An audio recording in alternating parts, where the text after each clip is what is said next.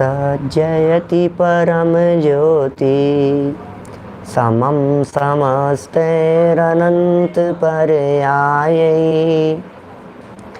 दर्पण तल इव सकला प्रतिफलति पदार्थ मालिका यत्र परमागमस्य बीजं निषेध जात्यन्ध सिंधुर्विधानं सकल नय विलसितानां विरोध मथनं नमाम्यनेकान्तम् विरोध मथनं नमाम्यनेकान्तम्।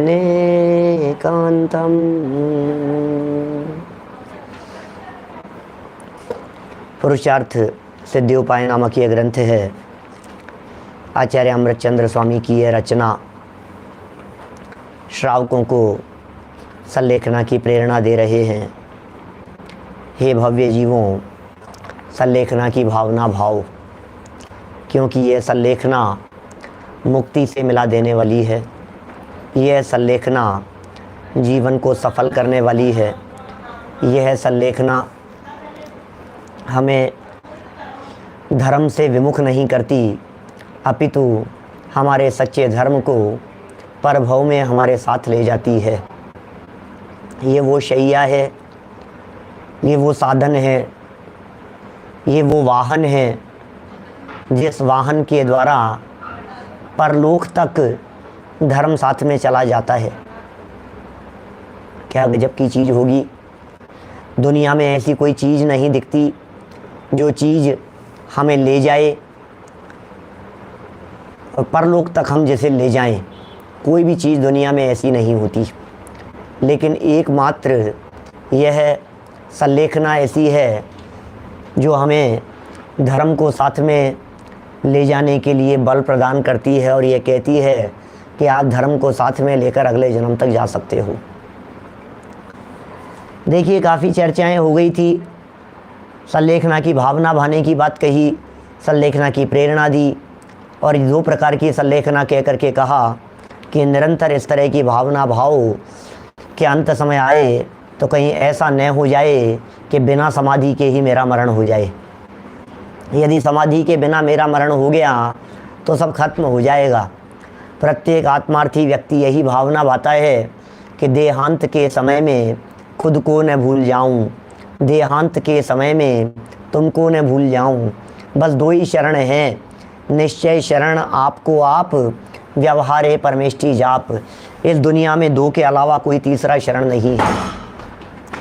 एक शरण है अपना शुद्ध आत्मा और दूसरा शरण है पंच परमेष्टि। यदि पंच परमेष्टियों की शरण से हटें तो आत्मा की शरण में आ जावें, और आत्मा की शरण से बचें तो पंच परमेष्टियों की शरण में चले जाएं। बस इसके अलावा और कुछ नहीं। ये दो ही वास्तव में मूलतः शरण है हमारे लिए। इसलिए देहांत के समय में, अंत समय में, धर्मात्मा निकट हो चर्चा धर्म सुनावे, वे सावधान रखे गाफिल न होने पाऊं। बोलो क्यों क्यों ऐसी भावना बातें। धर्मात्मा निकट हो, साधर्मी निकट हो, हैं? साधर्मी लोग यदि नहीं होंगे तो क्या होगा बतलाओ। ये धर्म की बातें कौन सुनाएगा। निरंतर यही भावना भा रहे हैं हम। धर्मात्मा निकट हो चर्चा धर्म सुनावे, वे सावधान रखे। वो तो रखेंगे सावधान, लेकिन जिम्मेदारी जवाबदारी किसकी है। गाफिल न होने पाऊं, ये जिम्मेदारी तो मेरी है। वो तो रखेंगे, धर्मात्मा निकट हो। लेकिन भाई साहब, कुछ परिस्थिति ऐसी भी हो सकती है जिस परिस्थिति में धर्मात्मा निकट नहीं हो, तब क्या करोगे। साधर्मियों का साथ बहुत अच्छा कहा गया है सारे जनागम में। पूरा जनागम यह कहता है जिनवाणी ये कहती है धर्मात्माओं का साथ हो, साधर्मियों का साथ हो, सबसे बड़ा साथ है, क्योंकि ये लंबे समय तक जाने वाला है, सिद्धालय तक जाने वाला है। इसलिए साधर्मियों के साथ की भावना सारे जिनवाणी में जगह जगह पर भाई गई है। लेकिन अब यदि ये प्रवचन सुनने वाले नहीं मिले, यदि हमारे श्रोता नहीं मिले, यदि ये वक्ता नहीं मिले, यदि ये लोग नहीं मिले इतने अच्छे, तो फिर क्या करें बोलो? अब क्या करें? आधी रात को यदि 2 बजे मरण हो गया तो फिर धर्मात्मा निकट हों, चर्चा धर्म सुनाने का क्या होगा? फिर कहाँ से लाओगे आप? इसलिए सबसे अच्छी बात यही है कि जो धर्मात्मा साधर्मियों के निकट रहने की बात कही है, आप अपने परिवार को साधर्मी बना लीजिए। आप अपने हस्बैंड को, वाइफ को, जो आपके स्पाउस हैं, आपके जो बच्चे हैं, आपके जो माता पिता हैं, आपके जो भाई बहन हैं, आपके जो आस पड़ोस वाले हैं, आपके जो घर में ही रहते हैं, चाचा जी, ताऊ जी, भाई साहब, जो भी आपके साथ में रहते हैं आपके घर में, यदि उन्हें तत्व ज्ञान के साथ में जोड़ लिया जाए तो फिर ये चिंता करने की ज़रूरत नहीं होगी। क्या धर्मात्मा निकट हो? अरे निकट ही है वो तो, घर ही धर्मात्माओं का है। फिर क्या होगा बतलाओ? अब फिर किसके उपदेश की ज़रूरत है? फिर किसे साथ में लाने की ज़रूरत है? ऐसे ही माहौल बनाओ, ऐसे ही माहौल में रहो कि हमारे बच्चे, हमारी बहुएं, हमारे पति पत्नी, सब परिवारजन सब साधर्मी हो जाएं। अंत समय में परिणाम बिगाड़ने वाले नहीं हो। इसकी तैयारी हमें अभी करनी पड़ेगी। यदि हम ये सोच रहे हैं कि देहांत के समय में मेरे परिणामों को बिगाड़े नहीं, यदि हम ये सोच रहे हैं कि हमारा अंत समय समाधि पूर्वक हो, तो कौन कराएगा आपकी समाधि? बोलो। आधी रात को यदि बाथरूम में गिर गए पैर लड़खड़ा करके, तो कौन संभालेगा ऐसे समय में? और 2 घंटे में, आधे घंटे में, 1 घंटे में यदि देहांत हो गया तो ऐसे समय में परिणामों को संभालने वाला कौन होगा? बोलो। यदि वे मोह में उलझाने वाले हुए तो उनके लिए तो शास्त्रों में खोटे शब्दों का प्रयोग किया है। ठगों की टोली कह करके पुकारा है, जिन्हें धन दिखाई देता है। क्या धन दिखाई देता है या धर्म दिखाई देता है? बोलो। साधर्मी कौन? जो आपके धर्म की चिंता करे। विधर्मी कौन? जो आपके धर्म को खत्म कर धन की चिंता करे। आपके धर्म की रक्षा होनी चाहिए। धर्मात्मा धर्म की चर्चा करते हैं, साधर्मी धर्म की चर्चा करते हैं। क्या दो बच्चों को संस्कार, सिखाओ बच्चों को तत्व ज्ञान, उन्हें बतलाओ इस जीवन की क्षण भंगुरता के संदर्भ में, बेटा ये कुछ काम नहीं आएगा, ये जगत काम नहीं आएगा, ये दुनियादारी काम नहीं आएगी। यदि परभव में कुछ साथ जाएगा तो तेरा ये किया धरा ही साथ जाएगा। ना सोना काम आएगा, ना चांदी आएगी। ये बतलाइए आप। ये बात सब मोह माया है। ऐसा कहने वाले तो मिल जाएंगे, लेकिन सच में उसे मोह माया समझें। क्या सच में ये समझें कि इसमें दम नहीं है? ये 2 करोड़, 5 करोड़, 50, 500 करोड़, कुछ दम नहीं है इसमें। ये बात जिसके समझ में आ जाए, समझ लीजिए ये सारा जिन शासन और स्वर्ग के देवी देवता, वैमानिक देव, भवनवासी देव, सारे देव लोग मिलकर के, व्यंतर देव आकर के जय जयकार करने के लिए तैयार बैठे हुए हैं। आप काम तो करो कुछ ऐसा। आपके ऊपर संकट नहीं आएगा, आपके ऊपर परेशानियां नहीं आएगी। 2 पैसे यदि आपके पास में नहीं है, भोजन की यदि व्यवस्थाएं नहीं है, स्वर्ग से उतर करके देव आकर के आपकी व्यवस्था करेंगे। इसलिए पैसों की परवाह मत करना, आराधना की बात विचारना। ये पूरी भावना जो यहाँ समाधि और संलेखना के संदर्भ में की जा रही है, ये पूरी की पूरी भावना भव सुधारने के लिए है। कहा जाता है भावना भवनाशिनी, भावना से भव का नाश हो जाता है। भावना से भाव खत्म हो जाते हैं। क्या भावना जो है ये ख़त्म कर देती है भवों को, नाश कर देती है भवों का। इसलिए भावना तो भाई है आप। लोग कहते हैं आप समाधि समाधि की चर्चा कर रहे हैं, ये समाधि तो आत्महत्या है। क्योंकि कल हमने चर्चा की थी एक कषाय और एक काय दोनों को कृश किया जाता है इस संलेखना के काल में। आप शरीर को शिथिल कर रहे हैं, आप शरीर को कमज़ोर कर रहे हैं। देखिए, जो व्यक्ति धर्म साधन में उपयोग में आते हुए इस शरीर को संभालता नहीं है वो आत्महत्या करता है। जो इस शरीर की परवाह नहीं करता वो आत्महत्या करता है। जो इस शरीर को बराबर खिलाता नहीं है वो आत्महत्या करने की तैयारी कर रहा है। जो इस शरीर को पर्याप्त भोजन नहीं देता है वो आत्महत्या करने की तैयारी कर रहा है। ये सच कह रहा हूँ मैं कुछ गलत नहीं कह रहा हूँ। ये हमारी जवाबदारी बनती है कि हम शरीर को संभालें, जवाबदारी है। जिनवाणी आज्ञा दे रही है ये, आप शरीर को खिलाइए, पर्याप्त मात्रा में आहार दीजिए, दोनों टाइम भोजन कीजिए। योग्य आहार, पोषक तत्व इस शरीर के लिए जरूरी है। जैनियों की उक्ति नहीं है, यद्यपि अन्य मतावलंबियों की उक्ति है, शरीर माध्यम खलु धर्म साधनम। जैन धर्म वो बात नहीं कहता, लेकिन फिर भी यह शरीर जो है, ये शरीर आराधना में निमित्त बनता है, आराधना में सहयोगी बनता है। आप यदि अपनी आंखों को संभाल करके नहीं रखेंगे तो जिनेंद्र देव के दर्शन कैसे करेंगे? आप यदि कान में लगा करके, वो क्या लगाते हो आप, ईयरफोन क्या और ब्लूटूथ ऐसे वो लगा लेते हो, आप यदि अपने कानों की सुरक्षा नहीं करेंगे तो जिन वचन कैसे सुनेंगे? बतलाइए तो सही। ये तत्व की बातें सुनने के लिए आपके कान बराबर होने चाहिए कि नहीं? देशना लब्धि के पात्र नहीं रहोगे, ये कह रही है जनवाणी। यदि आपके कान खराब हो गए, क्योंकि देशना लब्धि में सुनना कहा गया है, हेडफोन लगा लेते हैं, सुनने की बात करती है ना देशना लब्धि। सम्यक दर्शन के लिए, मोक्ष मार्ग जीवन में प्रकट करने के लिए देशना लब्धि चाहिए कि नहीं चाहिए? बतलाइए मुझे, बोलो। क्षयोपशम, विशुद्धि, देशना, प्रायोग्य कर्ण, इनमें सबसे ज़्यादा जो बाहर की तरफ से बात कर रही है वो है देशना।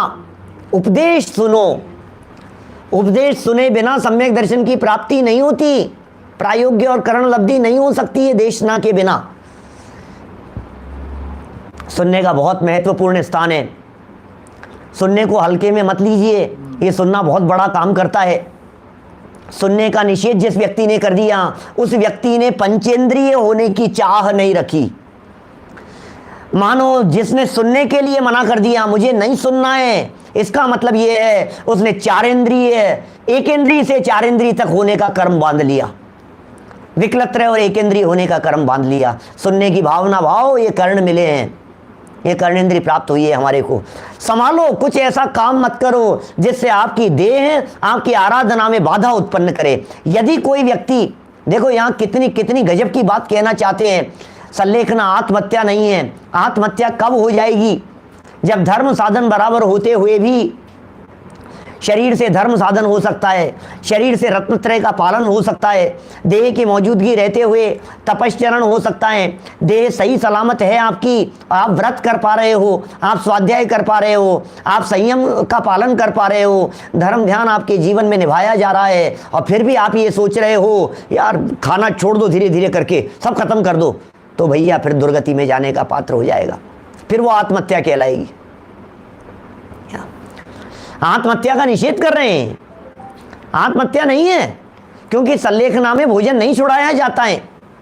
दुर्भिक्ष की बात कही जाती है, अकाल की बात कही जाती है, प्रतिकूल परिस्थितियों की बात कही जाती है। जब शरीर को नहीं संभाला जाता हो, नहीं संभाले जा सकता हो, संभावना नहीं है शरीर के बचने की, सुरक्षित रहने की, तब जाकर के ये स्टेप उठाया जाता है। कोई बात नहीं, अब देह छूटेगी, छूटनी है तो छूट जाएगी, कोई बात नहीं, हमें देह नहीं छोड़नी है।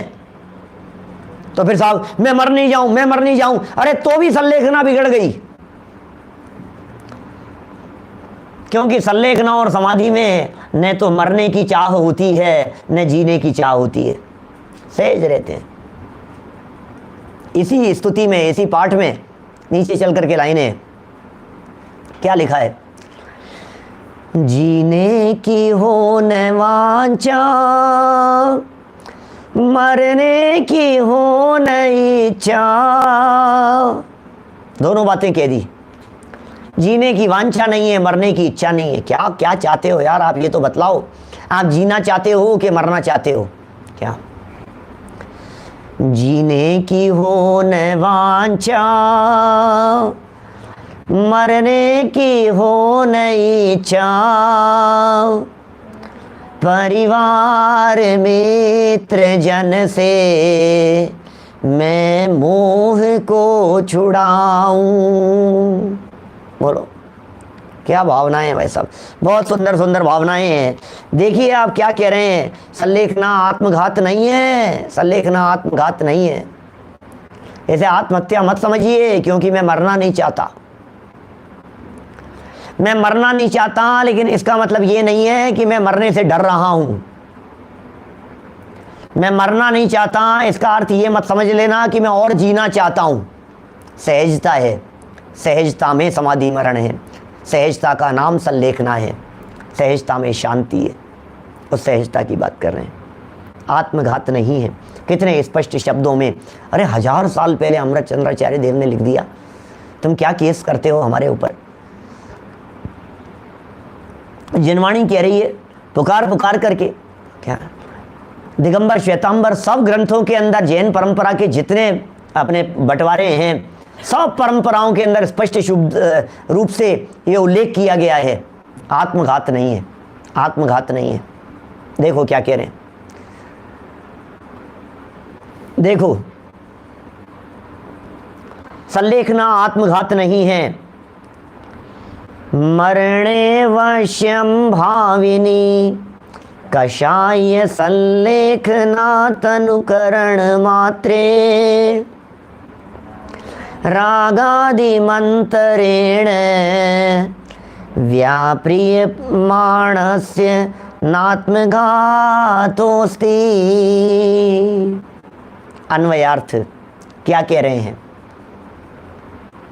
अवश्यम भाविनी अवश्य होने वाली, मरणे सती मरण होने पर, माने 100% अब लग गया है। अब तो मौत को टाला नहीं जा सकता है, टाल तो वैसे भी नहीं सकते हो, मौत आएगी तो आप थोड़ी टाल लोगे, लेकिन अब ये कंफर्म हो गया है कि अब तो मरण नज़दीक ही है।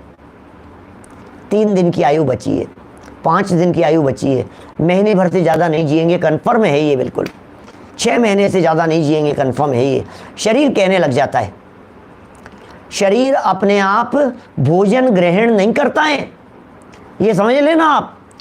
मौत नज़दीक आने लगती है वृद्धावस्था में, अपने आप ही शरीर कहता है अब नहीं खाना, अब नहीं खाना, और नहीं खाना, और कम कर दो, और कम कर दो। इसका मतलब है डे बाय डे मौत नज़दीक आती जा रही है। ऑटोमेटिक है ये प्रक्रिया, झिलता ही नहीं है, क्या वो झिलेगा ही नहीं।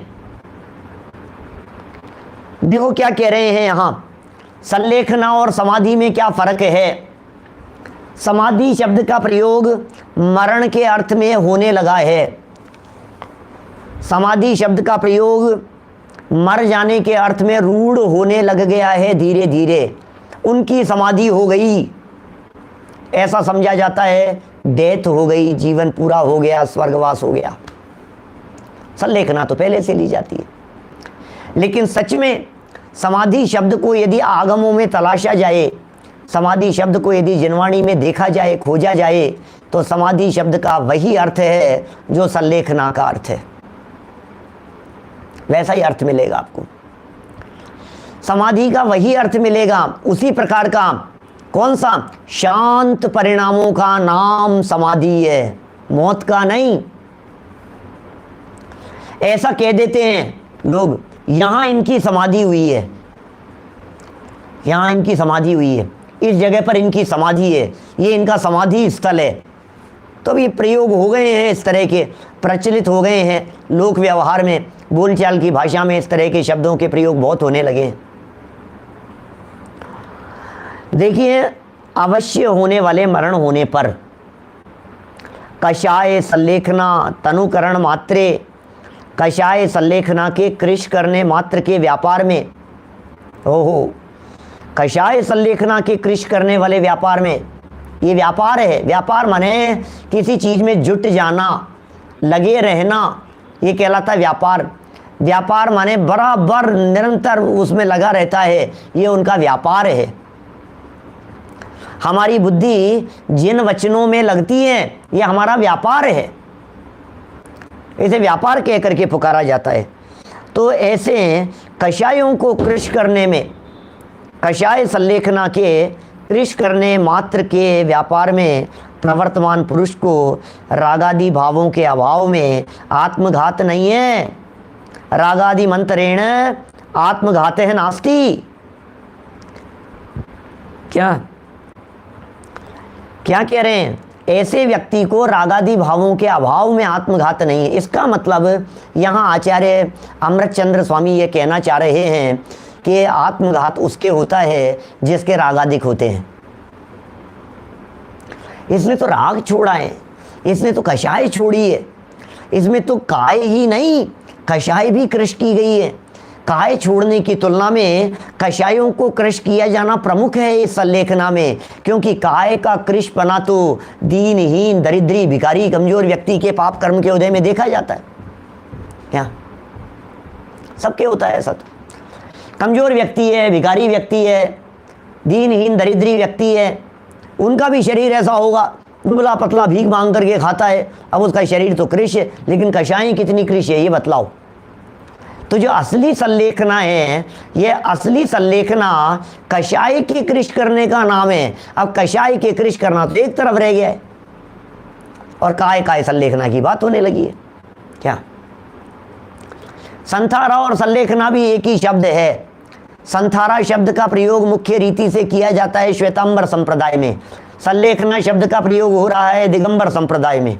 मुख्यता से बात कर रहा हूं, दोनों के लिए दोनों शब्दों के प्रयोग दोनों जगह मिल जाएंगे। क्या कोई फर्क नहीं है संथारा और संलेखना। तो रागादि भावों के अभाव में आत्मघात नहीं है। मैं आपसे एक बात पूछता हूं, कोई भी आत्महत्या करने वाला व्यक्ति यदि कषाय नहीं हो तो आत्महत्या कैसे करे? बोलो। याद आता है वही 39 नंबर पेज, क्या जिसके अंदर लिखा है क्रोध सहा नहीं जाता, मान सहा नहीं जाता, मायाचार बर्दाश्त नहीं होती, लोभ बर्दाश्त नहीं होता, और ये जीव आत्महत्या करके भी सुखी हो जाना चाहता है। बोलो, है कि नहीं ऐसे प्रसंग? कोई व्यक्ति ने आत्महत्या क्यों कर ली ये बतलाइए आप। क्यों मर गया वो व्यक्ति? इसलिए मर गया है क्योंकि उससे पीड़ा बर्दाश्त नहीं हो रही थी, सहन नहीं हो रही थी उससे। बोलो, उससे ये चीज सही नहीं जा रही थी। मैं क्या करूं, और मेरे से नहीं हो सकता, और मेरे से नहीं, मैं तो मरा। क्या ये आत्महत्या करके भी सुखी होना चाहता है? बोलो। इधर लिखा है, टोडरमल जी साहब ने लिखा है मोक्ष मार्ग प्रकाशक में, इन कषायों के संदर्भ में एक 39 पेज नंबर पर चर्चा आई है, जिसमें तो भवितव्यता की चर्चा की है 39 पर तो, और एक आई है पेज नंबर 53 पर, 53 नंबर पेज पर। वहां 53 नंबर पेज पर टोडरमल जी साहब ने आत्महत्या की चर्चा की है। 53 नंबर पेज पर वहां उन्होंने कहा है क्रोध की पीड़ा सही नहीं जाती, आत्महत्या करके मर जाता है। घमंड सहा नहीं जाता, आत्महत्या करके मर जाता है। मायाचार प्रकट नहीं हो जाए, आत्महत्या करके मर जाता है। लोभ की पूर्ति नहीं हो पा रही है, क्या करें, आत्महत्या करके सुखी होना चाहता है। कषाय की बर्दाश्त नहीं होती, चुकाया नहीं जा रहा था पैसा, क्या करूं, पैसे मांगने के लिए आएंगे, क्या करूं, 5 मंजिल से कूद जाता है नीचे। कषाय में आकर के की ना आत्महत्या। बोलो, मांगने वाले आ गए, पत्नी बच्चों को जहर देकर के सब मर जाते हैं, अपन लोग पीछे छूटेगा इस जिंदगी से। कहाँ पीछे छूट जाएगा भाई साहब? सुखी होने का रास्ता आराधना है, आत्महत्या नहीं है। आत्महत्या कैसे समझ लिया आपने? ये आराधक जीव है, ये मरना नहीं चाहता है। मरण समय ही आ गया है तो क्या करेगा? बोलो, मरण समय ही आ गया है तो करेगा क्या? कैसे सरल शब्दों में कह रहे हैं, व्यापार में प्रवर्तमान पुरुष को, किसके? कषाय संलेखना के कृष करने मात्र के व्यापार में प्रवर्तमान माने लगा हुआ, उस चीज में लगा हुआ है, निरंतर रनिंग, जैसे कहते हैं क्या क्या रनिंग में क्या चल रहा है, अभी करंट में क्या चल रहा है, तो ये कहेंगे कषायों के कृष करने में लगा हुआ है। ऐसे पुरुष को रागादि भाव ही नहीं है, कषाय भाव ही नहीं है, जीने की होने वांछा, मरने की होने इच्छा है, अभाव में आत्मघात नहीं है। चलिए टीका पढ़ते हैं, देखो कितने सुंदर सुंदर बातें कहते हैं। अवश्यम भाविनी मरणे कषाय संलेखना तनुकरण मात्रे रागादि मंत्रेण व्याप्रिय मानस्य आत्मघात है न अस्ति। जब मरण अवश्यम भावी है, मरण तो अवश्यम भावी है, मरण तो होगा ही, कंपलसरी है। इस जहाँ में दुनिया में जो भी व्यक्ति आया है, ये व्यक्ति कोई अमर होकर के तो आया नहीं है, मरेगा तो जरूर। तो जब मरण अवश्यम भावी है, तब कषाय का त्याग करते हुए, कषाय का त्याग करते हुए राग द्वेष बिना ही प्राण त्याग करने वाला जो मनुष्य है, राग द्वेष बिना ही, माने राग द्वेष थे नहीं और राग द्वेष के बिना ही प्राण त्याग करने वाला यदि कोई मनुष्य था तो उसको आत्मघात नहीं हो सकता। राग द्वेष से जिसने आत्महत्या कर ली, जहर खा लिया, अपनी नस काट ली है, फंदे पर लटक गया है, तब तो आत्महत्या है। यहां तो उसकी भावना मरने की है ही नहीं, इसे आत्मघात कैसे कहा जाए, बोलो। भावार्थ पढ़ते हैं आगे, देखिए आप। यहां कोई कहेगा कि सन्यास में तो अपघात का दोष आता है, प्रश्न उठता है, लोगों ने प्रश्न उठाया, पूरे दुनिया भर के अंदर तहलका मचा दिया उस केस ने। हमारे राजस्थान का ही था, राजस्थान हाई कोर्ट का केस था, कितने 2-5 साल हो गए होंगे उस मैटर को, ज़्यादा भी हो सकते हैं, कितना हो गया टाइम। बोले केस है, ये है, ये है, खूब खूब चले, खूब तैयारी की उसके लिए, केस के लिए, लड़ने के लिए। चला गया वो केस, अटका हुआ है, अभी सुलझा नहीं है, अपन जीते नहीं हैं उस केस को। इस गलत फहमी में नहीं रहे आप, सुप्रीम कोर्ट में चला गया है, लेकिन केस आगे, यहाँ से केस होकर के आगे सुप्रीम कोर्ट में चला गया, और वो अब लगेंगे 10-5 साल, 10-15 साल में फिर कभी मुद्दा उठेगा, कभी कोई आएगा मैटर, तो नहीं तो वो एक प्रकार से समझ लो आप काम निपट गया, ऐसा अभी। तो ये कह रहे हैं यहाँ कोई कहेगा कि सन्यास में तो अपघात का दोष आता है, कोई व्यक्ति कह सकता है इस तरह की बात। उसका समाधान, संलेखना करने वाला पुरुष जिस समय अपने मरण को अवश्यम भावी जानता है, संलेखना की विधियां बतलाइए भाई साहब, क्या संलेखना की विधियां बतलाइए, प्रक्रियाएं बतलाइए, किस तरह से छोड़ना है, क्या किस क्रम से छोड़ना है। सारी भगवती आराधना में तो बहुत बहुत विस्तार से इन सब बातों को खोला है। तब संन्यास अंगीकार करके कषाय को घटाता है और रागादि को मिटाता है, इसलिए आत्मघात का दोष नहीं है। राग और कषाय को मिटाए तो आत्मघात का दोष कैसे लगेगा, बोलो। कषाय मिटा दी गई, राग मिटा दिया गया, विभाव नहीं रहा, अब कैसे आत्मघात का दोष लगेगा। ये किसी व्यक्ति किसी से परेशान नहीं है, आत्मघात किसी परेशानी में किया जाता है, हत्या दुखी होकर के किया जाता है, और संलेखना समाधि मरण प्रसन्नता में किया जाता है। बहुत सारे अंतर निकाले थे ऐसे, जिस समय केस चल रहा था उस समय हमने आत्मघात और संलेखना में पूरे देश का सपोर्ट मिला, पूरी दुनिया का सपोर्ट मिला, जगह जगह से खूब मैटर आए, इस तरह के चलते रहे, शास्त्रों के प्रमाण आए, खूब खोज खोज करके मैटर तैयार किए गए। माने ये कह रहे हैं, एक तरफ लिखा आत्महत्या, दूसरी तरफ लिखा संलेखना, अब लगाओ दोनों में कंपैरिजन करो, दोनों में तुलना करके देखो, आपको इतने अंतर मिलेंगे, इतने अंतर मिलेंगे, जिसमें आपको स्पष्ट हो जाएगा, एक में खुशी है, एक में दुख है, एक में कषाय है, एक में निकषाय भाव है, एक में शरीर अपने आप छोड़ रहा है और एक में जानबूझ करके छोड़ा गया है। बहुत तरह की बातें हैं इसमें कषाय मिटाने का प्रमुख प्रयोजन है संलेखना में, और वहां कषाएं बढ़ती है, बढ़ने की दृष्टि से देखा जा रहा है। आत्महत्या में कषाएं बढ़ी हुई है, कषाएं नहीं बढ़ी हुई होती तो आत्महत्या कैसे करता। सोचा तो यही था इसने कि आत्महत्या कर लूं तो सुखी हो जाऊंगा, सोचा तो यही था कि हाँ शरीर छूट जाए, अब तो बस पीछा छूटा मेरा, अब कर्जा चुकाना थोड़ी ना पड़ेगा मेरे को, अब तो पीछा छूट गया मेरा, चुकाने वाले चुकाते रहेंगे। क्या यावत जीवेत सुखम जीवेत तृणम कृत्वा गतम पिबेत भस्मीभूतस्य देहस्य पुनरागमनम कुतः है। बस खत्म, गए, कुछ नहीं, जो होगा तो देखी जाएगी। हम तो मर जाओ भैया, सब जहर खा लो आराम से, हंसते हंसते जहर। आत्महत्या नहीं है, ऐसे आत्महत्या नहीं कहेंगे। कितने सुंदर बात कह रहे हैं यहाँ, बहुत सुंदर बात कह दी है। इसमें आत्मघात का दोष नहीं है, क्योंकि रागादि को मिटाता है, क्रोध को मिटाता है, गुस्से को जीतता है, घमंड को जीत लिया है उसने, मायाचार को जीत लिया है। धोखा किसको देंगे हम? अब तो सहज ये बात हो गई है। क्या बोलो,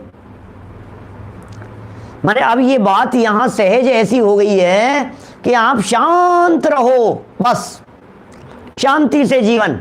देखो भाई, कितना भी प्रयत्न करो, मौत तो आएगी, तब आएगी। बोलो, क्या आप अपने आयु कर्म को कम कर सकते हो कि नहीं? लेकिन आयु कर्म के लिए जो योग्य आहार आदि निमित्त बतलाए हैं ना, उनको हटा दो, आप हो जाएगा, ऐसा हो जाता है।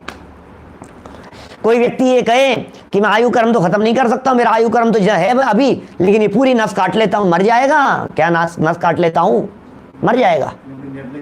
क्या ऐसा संबंध है आयु कर्म के साथ में? इन सब बातों का बहुत बातें हैं इस तरह की। ये तो आयु कर्म के संदर्भ में गहराई थी, क्योंकि आयु कर्म का प्रसंग इस संलेखना समाधि मरण के साथ में जुड़ा हुआ है, इसलिए गहराई से समझेंगे तो बात यहाँ समझ में आएगी। एक बहुत सुंदर एग्जाम्पल देकर के आचार्य देव ने चर्चा की है, बहुत ही सुंदर, क्या बहुत ही सुंदर चर्चा की है, इतना सुंदर उदाहरण दिया है, और लगता है यार क्या गजब कर दिया है। टोडरमल जी ने दिया है, भावार्थ में है ना, पंडित जी साहब ने दिया है। देखो क्या कह रहे हैं,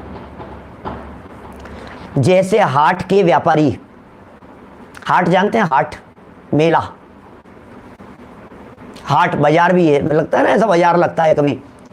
तो ये कह रहे हैं, इस हाट के व्यापारी के घर में आग लग जाए, हाट का व्यापारी था, घर में आग लग जाए तो क्या करेगा बोलो?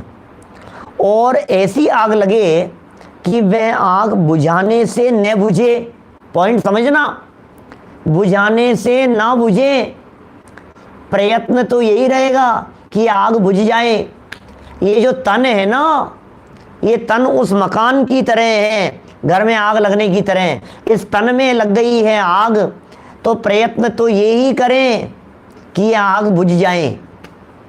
लेकिन ऐसी स्थिति आ जाए कि अब आग बुझेगी नहीं, आग बुझ नहीं सकती है, तो क्या करें? क्या बोलो, क्या कह रहे हैं? आग बुझाने से न बुझे तो जैसे अपना व्यवहार न बिगड़े, क्या कह रहे हैं? जैसे अपना व्यवहार न बिगड़े ऐसा प्रयत्न करता है। कैसा प्रयत्न करेगा? व्यवहार नहीं बिगड़ना चाहिए, कोई बात नहीं, अपना काम धाम नहीं बिगड़ना चाहिए, कोई बात नहीं, अब घर जैसा जितना बच गया उतना बच गया, जितना जल गया उतना जलेगा, कोई बात नहीं, लेकिन अपना सारा काम धाम ही चौपट हो जाए तो फिर तो क्या है, काम यदि चलता रहा, अपना बाजार बराबर चलता रहा, तो मकान तो फिर दोबारा बन जाएगा। बोलो, ऐसा संभालने का प्रयत्न करता है। वैसे धर्मात्मा, अब ये है मूल मुद्दे की बात, समझने की बात है, बहुत महत्वपूर्ण बात कह दी है यहाँ। वैसे धर्मात्मा शरीर में व्याधि होने पर, बीमारी हो गई शरीर में, उसे निर्दोष रीति से मिटाता है। बीमारी हो गई निर्दोष रीति से, ये भी जरूरी है। प्रासुक औषधि लेता है, पंचम गुणस्थान है, चौथा गुणस्थान है, मुनि भूमिका के अंदर हैं, तो श्रावक लोग यथासंभव जैसा भी मुनिराज को बताए बिना वो करते हैं, जैसा भी होता है। और न मिटने पर, अब मिटती नहीं जाने तो क्या करें? जिससे अपना धर्म न बिगड़े वैसे संन्यास धारण करता है। आहा, कितनी सुंदर बात करिए भैया। यदि ये जीवन पूरा हो जाएगा तो बतलाइए क्या करें हैं? यदि ये जीवन तुमने खत्म कर लिया यहाँ, तो आपको क्या लगता है तो अगले जन्म के अंदर तो आराधना करने को मिल जाएगी ना।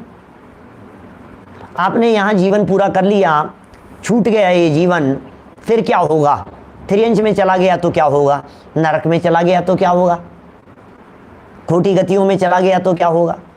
और कहीं भी जाए, मान लीजिए उच्च गति में भी चला गया, मान लीजिए देवगति में चला गया, भवनत्रिक में नहीं गया, वैमानिकों में चला गया, तो भी ऐसा हो जाए तो भी संयम का चांस तो नहीं है कहीं पर भी।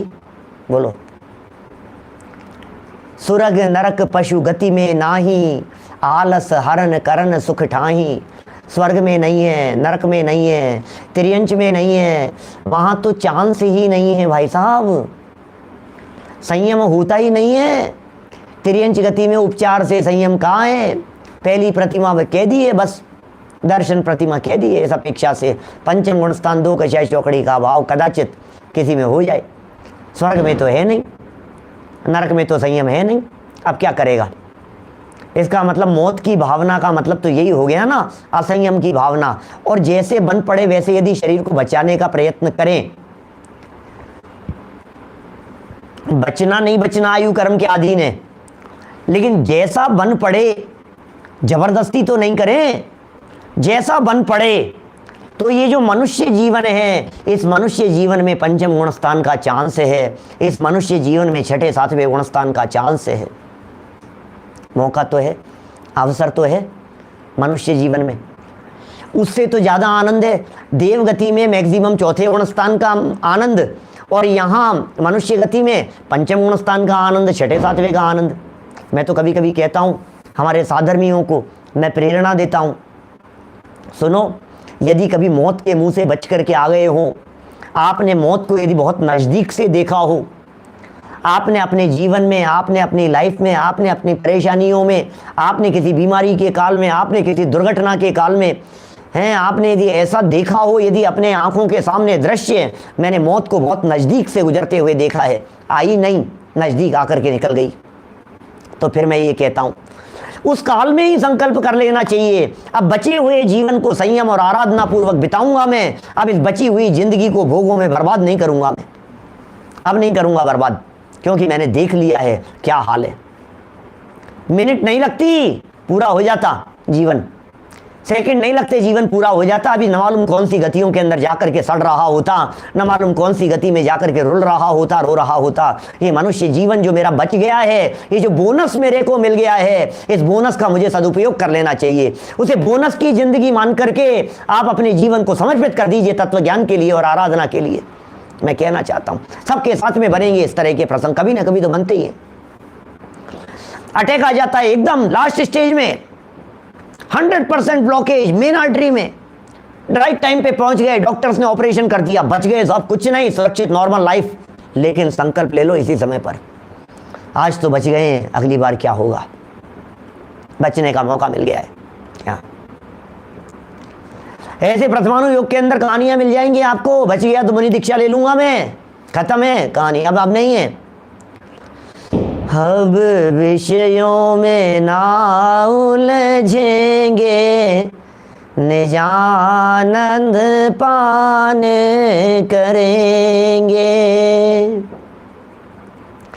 प्रभु भोगों में ना ही फंसेंगे, निजानंद पाने करेंगे। बोलो, देखा है आपने? कैंसर हो गया था, डॉक्टरों ने जवाब दे दिया था, निकल करके बाहर आ गए, बच गए।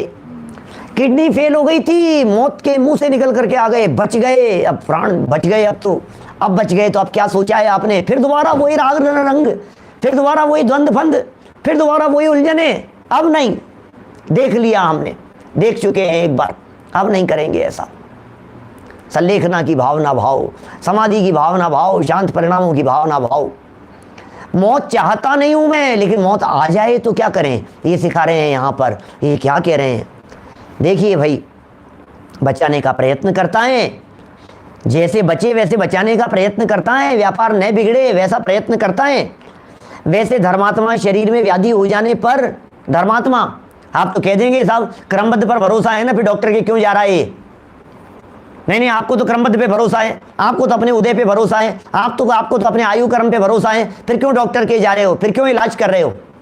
इसलिए कर रहे हैं कि जीवन बचेगा तो आराधना में लगाएंगे, दूसरी जगह पर जाएंगे तो पता नहीं ये मिलेगा कि नहीं मिलेगा। क्या गारंटी है इस बात की कि दूसरी जगह पर हमारे को क्या मिलेगा? आप क्या गारंटी ले सकते हैं? है आपके पास में कोई गारंटी? यदि हम यहाँ से मर करके दूसरी जगह पर चले गए तो हमें तत्व ज्ञान मिलेगा, इस बात की गारंटी है? हम यदि दूसरी जगह पर चले गए तो हमें धर्मात्मा निकट मिलेंगे, साधर्मियों का समागम मिलेगा, ये वीतरागी तत्व ज्ञान मिलेगा?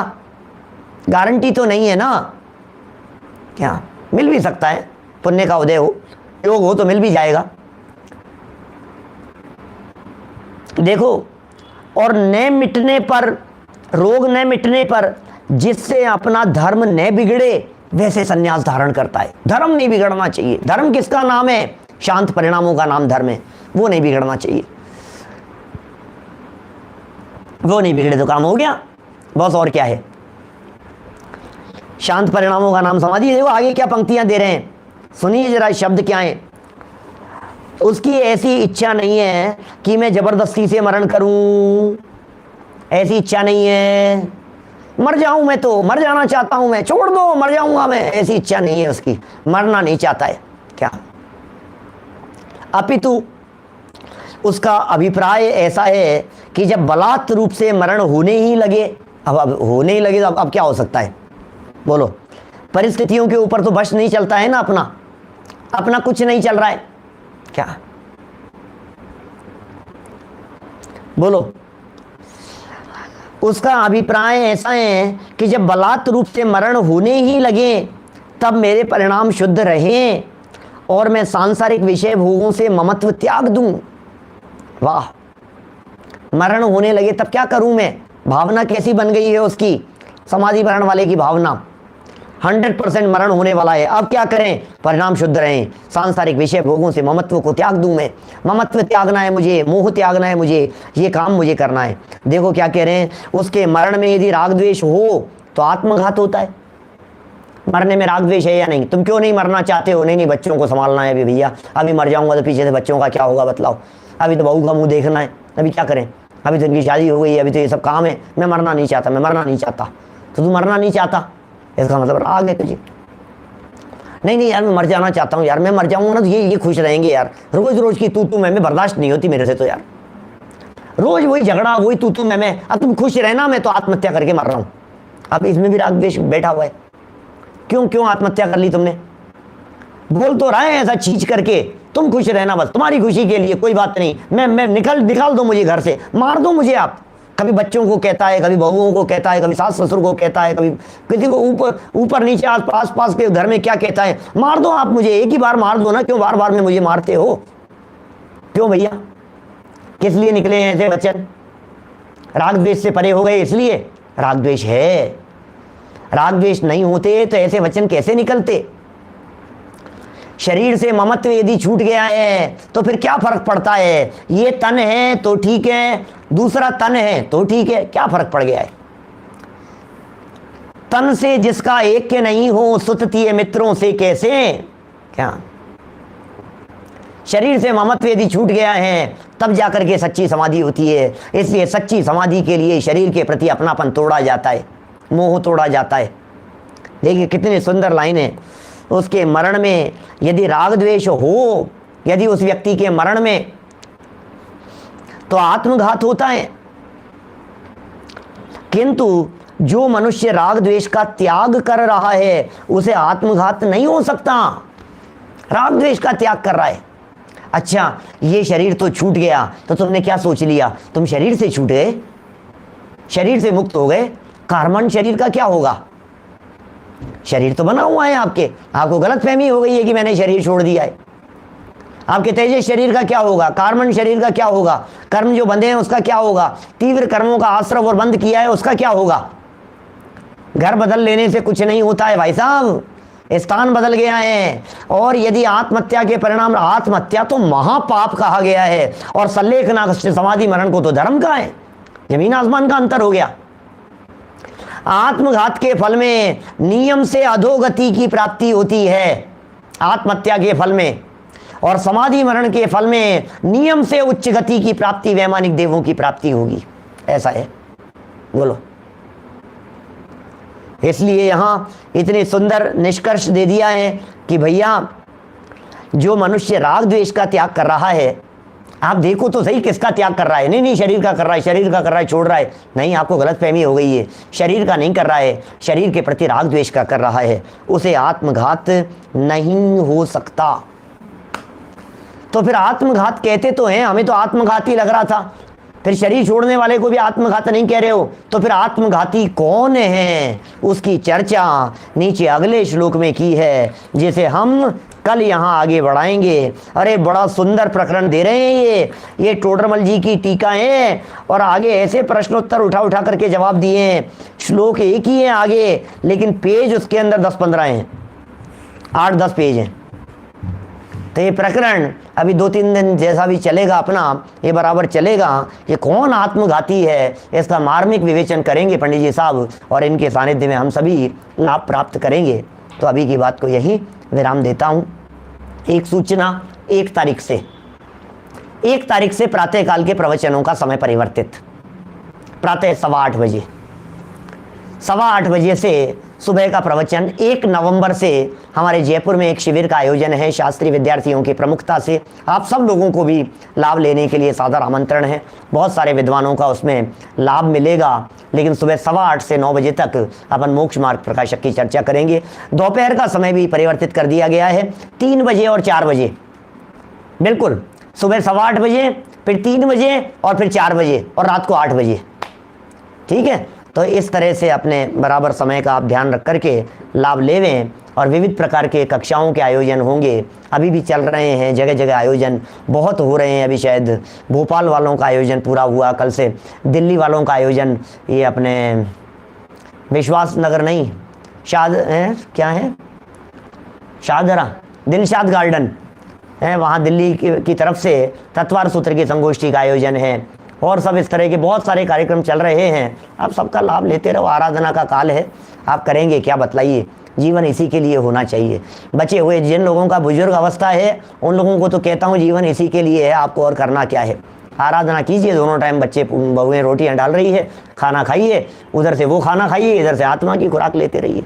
ऐसा है, चलिए।